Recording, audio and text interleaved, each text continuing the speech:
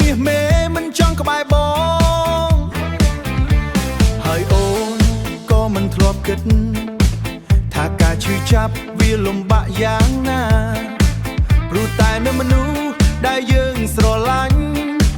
កំពុងចាក់ចេញទៅមានអ្នកថ្មី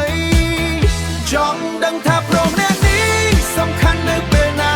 ព្រោះជីវិតមិនដែលនៅក្បែរបងអនុសាកន្លងស្នេហាស្នងចង់លុបវាចេញពីបេះដូងចង់ដឹងថាព្រមអ្នកនេះសំខាន់នៅពេលណាសូមជីវ៉ាប្រាប់បងឲ្យដឹងផងស្នេហាស្នងតន់ចិត្តបងនៅស្រឡាញ់កុំឲ្យចាក់ចេញទាំងអស់ចិត្តហើយអូនក៏មិនធ្លាប់គិតថាការឈឺចាប់វាលំបាកយ៉ាងណាព្រោះតែនៅមនុស្សដែលយើងស្រឡាញ់កំពុងចាក់ចេញទៅមានអ្នកថ្មីដឹងខ្លួ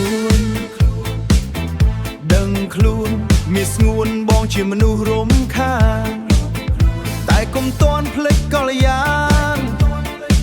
ស្មានថាគេស្មោះនឹងអូនរហូតពីថ្ងៃនេះរហូតថ្ងៃសូនបងមិនចង់ឃើញរូបអូនទៀតឡើយចង់ដឹងថាព្រមអ្នកនេះសំខាន់នៅពេលណា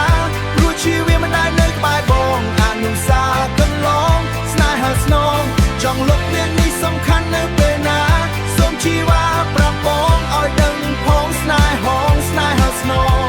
តន់ចិត្តបងនៅស្រឡាញ់កុំឲ្យចាក់ចេញទាំងអស់ចិត្តចង់ដឹងថាព្រមអ្នកនេះសំខាន់នៅពេលណាព្រោះជីវិតមិនដែលនៅក្បែរបងអនុសាកន្លងស្នេហាស្នងចង់លុបវាចេញពីបេះដូងចង់ដឹងថាព្រមអ្នកនេះសំខាន់នៅពេលណាសូមជីវ៉ាប្រាប់បងឲ្យដឹងផងស្នេហាស្នង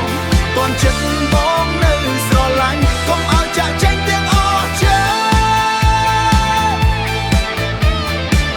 បងមិនចង់ឃើញរូបអូនទៀតឡើយកុំឲ្យចាក់ចេញទាំងអស់ចិត្ត